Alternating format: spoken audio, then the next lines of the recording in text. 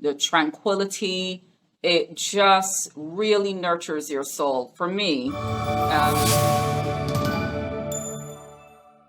welcome to the Art of Gardening. I'm your host, Melissa Lalo-Johnson, and I am so excited to have Julia Benn from Julia Art Gardens here with me today. Thank you so much for taking the time to join us today. Thank you for having me, Melissa. I'm so excited. It's a pleasure to be here today. Well, I love your page, and we've been following each other for quite some time now. And one of the things that I wanted to highlight on today's episode, we talk so much about plant care and taking care of your lawn and doing things like that.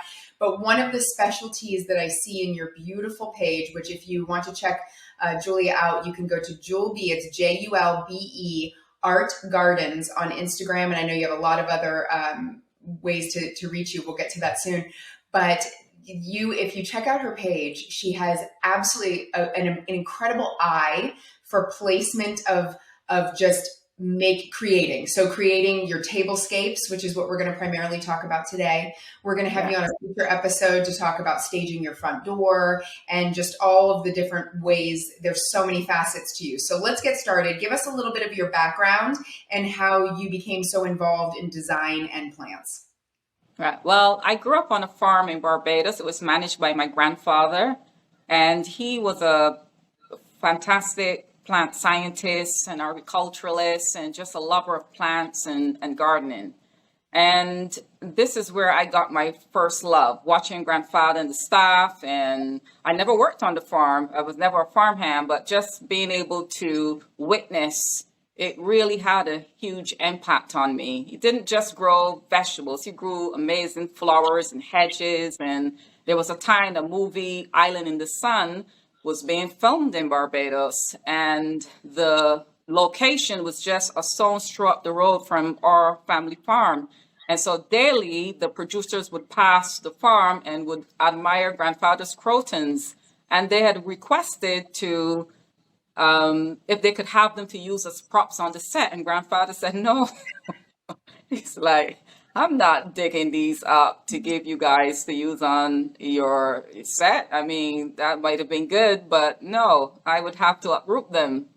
He was really instrumental for me and my uncles, my uncle John Orville, my late uncle Lloyd, my mom, Junifer, my aunts, Jasmine, and all my grandmothers. They were all fantastic gardeners. So then as you grew older and moved away, tell us about getting involved in design and your design work. I did my first course when I was 19. I always had a love for architecture and design. I loved the culinary arts. I also did a course in high school, which is for 5 years in Barbados, in food and nutrition, and have a certification in that. I always loved design from a little girl. I would go into homes and redesign them, not even knowing that there was such a thing as interior design. I'm talking about 7, 8 years old. I think it's something you're born with. Going to school was to learn the theory and the rudiments, and learn about how decorators charge and all the other coursework. So then you were taking your design and now you have merged your eye for placement with using plants and tablescapes. And before we get into that too, one of the things, if you click on your Instagram profile, you have a great article that was written about you. That's the link in your bio. And I was reading through that and I connected very heavily with a lot of the things that you were saying about the peace that gardening brings you. And I'm always trying to help people understand if they're having a hard time and they've never worked outside or had a garden, that maybe this is the time, to do it. So can you talk a little bit about how that's been therapeutic to you and the benefits that you see in gardening? Oh, I see a lot of benefits in gardening. And first of all, it nurtures. It provides so much. I mean, if you stay out in the garden, even if you don't have a huge lot of land and you can utilize a small balcony or small porch with a container garden, it helps so much. It brings you a lot of peace. First of all, being outside in nature, the tranquility, it just really nurtures your soul. For me, I've watched someone said before that gardening should not be therapy, but everyone is different. And for me, it's therapeutic. It's for me, that is where I do a lot of my praying and talking to God and my ancestors. And this is where I get my guidance. This is where I am at one with nature and where I find a lot of peace. I never feel stressed out in the garden, even with battling the bugs and the pests and the visiting deer and rabbits and all of that. That can be frustrating and so on. But in terms of other than that, it is a place of peace for me. It really nurtures your soul. I agree completely. And then even just having your hands in the dirt and the smell of the air and hearing the birds, and it's kind of Yeah, like therapy all around you in many. absolutely. It is nothing like being in the garden in early spring when the birds start their beautiful sound. And sometimes I just get quiet and the bird sound is just amazing. It's like the most beautiful natural choir. I agree completely. So tell us about with taking your love of design and your love of plants and merging those two together. When did you start kind of really getting into the tablescaping and things like that? Well, that came from growing up with my mother. My mother loved plants. My mom passed away, but she loved plants, and her thing was never to have anything unnatural. So she was not a fan of faux plants. I know there are some fantastic ones today, but growing up in the 70s and 80s and even in the 90s, there weren't a lot of natural looking for plants like they are today. So my mother didn't believe in them. And the thing is, if you're growing up in the tropics where you have the access to natural flora all year round, why not bring that indoors? Why not cut breadfruit leaves and croton leaves and whatever you can find, birds of paradise and all these beautiful plants, ginger lilies, and bring them indoors. And so that's what my mom would do. And so she was big on setting the table. So I grew up in a house where the table was set every day. We didn't do a tablescape every day, but just setting the table every day and go and having dinner was a family ritual, just like most families. But mom was very particular about placement. And so that's where I learned a lot of my tablescapes. And now today I utilize whatever I have in my gardens, whatever is in season. There's a lot of hydrangeas. I have tons of hydrangeas, so I cut them and bring them inside. I use them when they're fresh. I use them when they're dry. I utilize branches and whatever I can find from the garden I bring in. And then also I use spices. I put, cinnamon sticks and bay leaves. On my land in Barbados, it's lots of bay leaf trees. So I love the scent of bay leaf in a tablescape. And that's all year round, not just during the holidays. Orange slices and anything that can utilize the senses. The sense of scent is very important for me in a tablescape. I like that all five senses are on a high in a tablescape. The sense of scent, sight, touching, feeling, all of it. That's what I want a tablescape to evoke. Yeah, your tablescapes are like their own little land, which Yeah. is what I love about them, and the They're way that like little, colors. yeah, they're like in little installations and they tell a story. I want that the centerpiece is the star of the show, and then all the other the plates and the stems and the placemats and the cutlery, there are the supporting casts. So I noticed in a lot of your photos, you have quite a collection for what you use in your tablescapes. Mhm. How do you get so, I mean, there's different plates and flatware and vases and so many, you have like a whole collection. How Yeah. do you find these things? I mean, is there a trick? Is there something you're doing to be able to get such unique? Yeah, well, I've been collecting for the better part of 30 years. It doesn't happen overnight. And you persons can utilize, estate sales. I go to estate sales. I go to the local Goodwills and Restore and antique shops. And if there's a neighborhood sale and I can get to it, I get to it. Yard sales. I don't necessarily purchase everything from the big box stores and order online. Sometimes you have to go to a good estate sale and go to your local antique shops. And this is where you find a lot of treasures.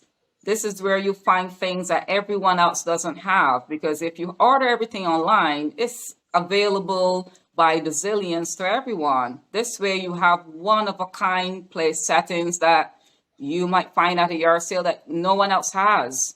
And this is where I get most of my treasures. How many different sets of plates do you own? Many. And then also I inherited some from mom too when she passed. I love table settings. I think to have guests over for an intimate meal is the ultimate gift to give a guest. Yes, you can go out to dinner. Yes, there are a million and one restaurants available, but when you cook a meal, especially if you utilize the natural organic produce from your gardens that you brew, and you do a fantastic meal and have people over, and not only is the food smelling good but tasting good, but then when they get to the table you've made effort to do a beautiful tablescape. I think it's a real gift to give your guests, and I enjoy it. I absolutely enjoy it. So tell us about some of your favorite tablescapes and what are the elements of some of the favorite things that you use in your favorite tablescape? Oh, one of my favorite tablescapes I've created thus far has been actually outdoors in the outdoor dining room. I like using pumpkins during fall. Pumpkins and mums and dried sticks and whatever is available that I would normally chop up from the garden and throw in the bin. I just keep some back, and I love doing that. And so it would be orange with turquoise, which normally I do a muted tablescape in the fall because there's so much color around the fall. I like to do a muted tablescape. But then last year, I decided to do one that was quite bold. So I did orange and turquoise as the accent color. So there were turquoise candle holders, and I mixed and matched that color palette throughout the whole table, including the stemware, and mixed it. So there were orange, bright orange stemware for the wine glasses, and for the water glasses, I used turquoise and mixed that. And it was a lot of fun. And that's what I love about your tablescapes, because for me, I am very muted in when I do Yeah. things. It's Yeah. just a lot of whites and Yeah. green, simple. Yeah. And Yeah. when I see your tablescapes, you put one up recently that had yellows and blues, and like it was in the outdoor dining room, and Yeah. and your photography is gorgeous. I mean, these pictures you take look like they could be in a magazine. I mean, you are stunning, and your table is stunning, and it's just like mind blowing. It's absolutely beautiful. So tell us about Thank you. using the different. You were talking about using the different vases and candles and things like that. How are you integrating? And I noticed you actually have a tablescape that you're going to walk us through today, and kind of Yes. show if this is kind of what's happening right now in your home. Your Mhm. table is set with this tablescape. Can you take us through that tablescape? Yes. It's celebrating the holidays, but more so just winter. It's a winterscape. So there's a lot of greenery. There's a lot of pine and eucalyptus, and I've used cinnamon sticks and orange peel and bay leaf and just bits and pieces that I got off of real Christmas trees. So, for instance, if you go down to your local big box store or any of the nurseries and they're doing wreaths, there'll be lots of bits sitting on the floor. They'll let you take it. That's You a just great, have to ask, a great. even if you don't have a pine trees in your backyard that you can clip from, you can just ask. And more than likely, once you tell them you're a gardener, and they'll let you take it, because the staff will have to sweep it up and dump it anyway. More Sure. than likely. They don't, so you can utilize those bits. And trust you me, if you go around the big box store and ask the staff and they tell you yes, you can walk away with two big bags of greenery that has been cut from Christmas trees and left over from wreaths. And you can cut those smaller and make a beautiful tablescape. And that's what I did with this. So tell us about, and we're going to talk about this on a future episode in more detail, but tell us about your front door is beautiful. How you decorate Yeah. the front door and, create your whole scene there. Give us a little Yeah. teaser as to what that looks like. Yes, I do it by the season. So starting with the spring, I, get inspired by the spring, and every year I do something a little different.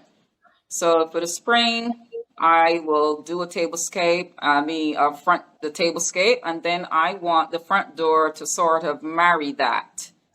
And so there'll be tulips and hyacinths and daffodils and all the beautiful spring plants. I'll put them in pots, and I like to have the same color pot. I keep, to keep it cohesive and to have some harmony. I like harmony in front door and also in my tablescape. So I'll have the same color pot for the most part. And so then this summer, I will do another transformation to celebrate summer. And then, of course, fall is my absolute favorite to do in our front porch. And that's when I really go all out with the mums and the pumpkins and the big wreath. And I like symmetry in the front door as well. So what I do is place a big wreath in the center and then try to recreate the same exact thing on either side. And I like asymmetry too. It doesn't always have to be the exact same on either side, but I do love and enjoy dressing up the front porch and the front door seasonally. And then, of course, there is the holidays, Christmas, and I take all the fall stuff down and do it again. So at least 4 times a year, I will change up the front door in a very dramatic way. And all of it you're using in the fall and winter. Are you using any faux florals in your planters, or is everything fresh? No, I use only natural plants inside and outside. Okay, so our friends at PETRATOOLS want to offer you a gift for being a guest on the show today. So I have 3 products. Wow. Three Oh, products. lovely. You're going to pick which one you want. Okay, so starting with fish and seaweed fertilizer. This is all natural fish and seaweed from hydrolyzed fish and kelp and seaweed and tons of nutrients, tons of vitamins, lots of good stuff for indoor and outdoor houseplants. The fabulous worm tea, great for indoors, outdoors, especially giving indoor houseplants vitamins and nutrients they can't get because they're not outside with worms moving around. So the worm tea, or the revolutionary Mulch Max Glue. The Mulch Glue is amazing. As you know, it keeps everything in place. It'll keep pebble stones in place, straw, leaves, mulch, you name it, it'll lock it down. So my question to you, what's it going to be? The first one, the seaweed. The first one. All right. The fish and Fish seaweed. seed fertilizer. This stuff is so good. It's great. And I actually love to mix it with my worm tea. So I get like a dose of good things for the plant. Is it liquid? Yes, it's a liquid. And so you mix 1 ounce per gallon. Wow. So that would go a long way. Yeah, no, it's great. That's what I love about buying the gallons, because even, for example, it's only 1 ounce per gallon. And even for the worm tea, it's 1 teaspoon per gallon. Wow. So, I mean, 1 container gets you a lot of happy plants. So, well, very good. We will get that. We'll get that out to you and definitely keep us posted. Well, thank you so much. That's a nice surprise. I wasn't expecting that. Yes, of course. You're very welcome. Okay, so let's go ahead and wrap it up. What if people want to learn more about you, and we are going to have you on again in the future? If they want to learn more right now, how can we find you, and what pages? Yeah, on Instagram, it's Julbe Art Gardens. That's JULBEART Gardens, and Julbe Art, JULBEART Interiors. So those are my main 2 pages. I'm also on Pinterest and, and YouTube. Awesome. Julbe Art. Yeah. Very, very good. Well, thank you so much for your time today. Thank you for all your wisdom and sharing your experiences with us. We really appreciate it, and we will see you again soon. Thank you so much for having me, Melissa. It's been a pleasure. My pleasure. Thank you. Yeah, thank you. Bye.